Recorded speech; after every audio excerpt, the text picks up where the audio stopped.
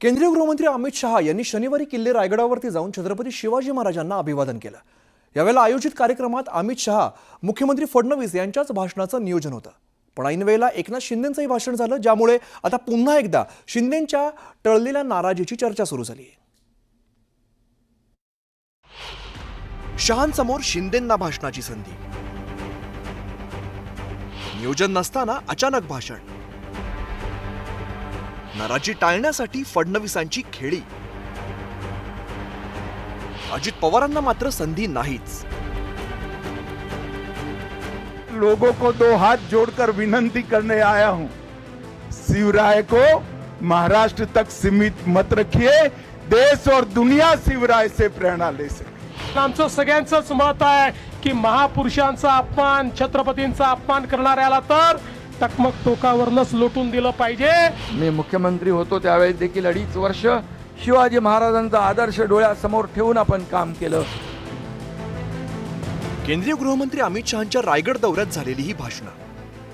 छत्रपती शिवाजी महाराजांना अभिवादन करण्यासाठी अमित शहांनी शनिवारी सकाळीच किल्ले रायगड गाठला। शहांच्या उपस्थितीत किल्ले रायगड कार्यक्रमाचं आयोजन करण्यात आलं होतं। या कार्यक्रमात आधी देवेंद्र फडणवीस आणि शेवटी अमित शहा अशा दोघांच्या भाषणाचं नियोजन करण्यात आलेलं।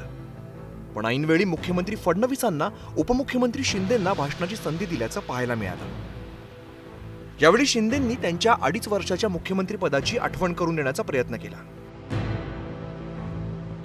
जे छत्रपती शिवाजी महाराजांनी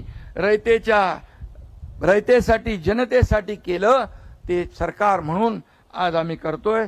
मी मुख्यमंत्री होतो त्यावेळेस देखील 2.5 वर्ष शिवाजी महाराजांचा आदर्श डोळ्यासमोर ठेवून आपण काम केलं। आता मुख्यमंत्री देवेंद्रजी आहेत, आम्ही टीम म्हणून काम करतोय, या महाराष्ट्राला पुढे नेऊ।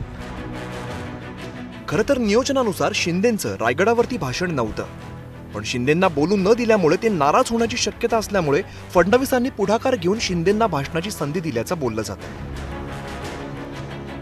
त्यामुळे फडणवीसांच्या या खेळीने शिंदेंची नाराजी टळल्याची चर्चा आहे। पण याच वेळी दुसरे उपमुख्यमंत्री असलेल्या अजित पवारांना मात्र भाषणाची संधी न मिळाल्यामुळे नवी चर्चा सुरू झाली आहे। मला माहीत नाही, मी एका किल्ल्यावरती नसल्यामुळे मला माहीत नाही, पण एक गोष्ट नक्की आहे, आज मी मगाशी सांगितल्याप्रमाणे हिंदवी स्वराज्य संस्थापक छत्रपती शिवाजी महाराजांचे पुण्यतिथीचा दिवस, अशा वेळेला मानपमान हा विषय कोणाच्याही मनाला स्पर्श आयुष्यात कधी करून जाणार नाही। देवेंद्र फडणवीसांना मुख्यमंत्री पद मिळाल्यापासून शिंदेंची नाराजी लपून राहिलेली नाही। वेळोवेळी शिंदे आणि फडणवीसांमधील कोल्ड वॉर समोर आलाय। पण रायगडावरती अमित शहांसमोर नाराजीचं दर्शन नको म्हणून मुख्यमंत्र्यांनी शिंदेंची मनधरणी केल्याचं दिसतंय। त्यामुळे फडणवीस आणि शिंदेंमधील हे अंडरस्टँडिंग असंच कायम राहतं की पुन्हा नव्याने कोल्ड वॉर रंगतं? शहांच्या दौऱ्यात अजित पवारांना भाषणाच्या वेळेला डावललं गेल्यामुळे याचे काही पडसाद उमटतात का, हे सुद्धा पाहणं महत्त्वाचं ठरणार आहे। Bureau report, news 18 Lokmat.